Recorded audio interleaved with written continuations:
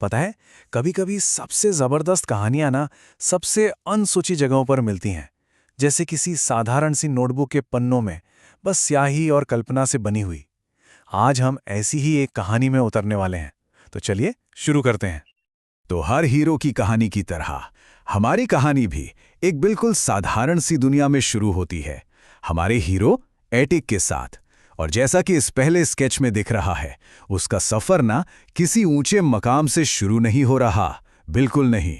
वो जमीन पर है, कमजोर है, और यहीं से उसका बदलाव शुरू होता है।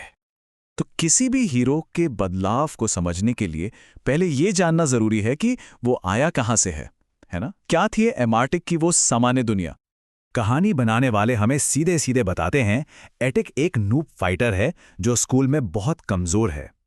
ये शब्द और साथ में ये बिल्कुल साधारण सी स्टिक फिगर ड्राइंग्स, ये मिलकर हमें तुरंत उसके किरदार का जो संघर्ष है ना, वो महसूस करा देते हैं।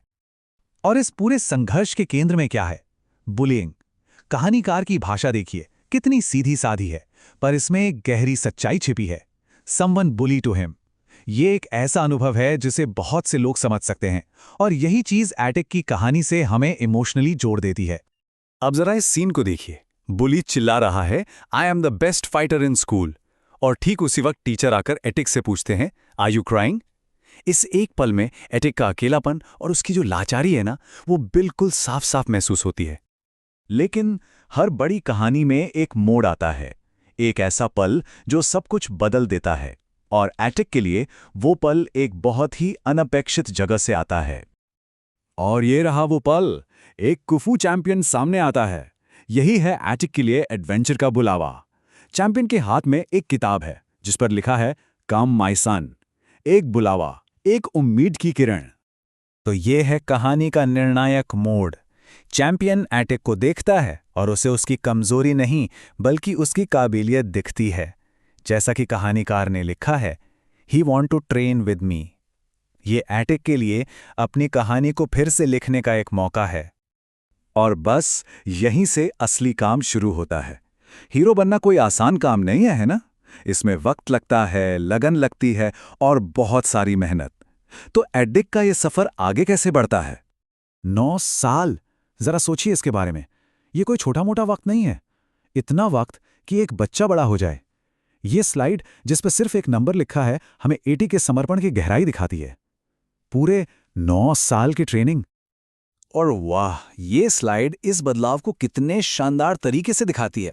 एक तरफ वो रोता हुआ बच्चा है जिससे हम कहानी की शुरुआत में मिले थे, और दूसरी तरफ एक लंबा, आत्मविश्वास से भरा इंसान।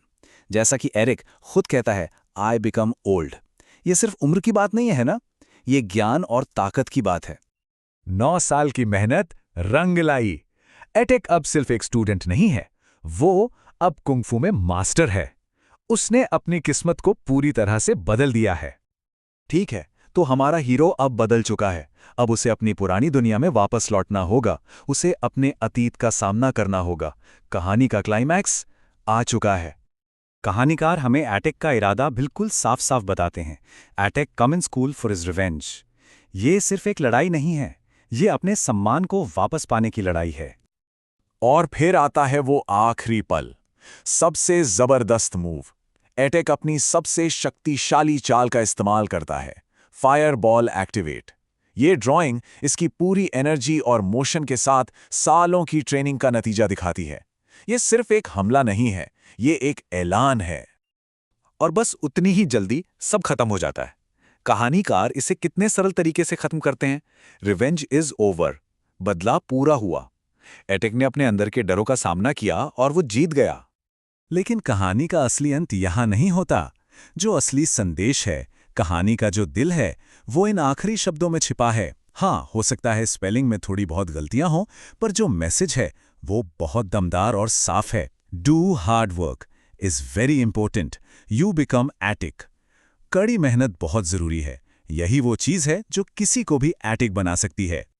एटिक की कहानी एक याद दिलाती है ना, कि हम सबके अंदर एक हीरो छिपा है जो बस बाहर आने का इंतजार कर रहा है।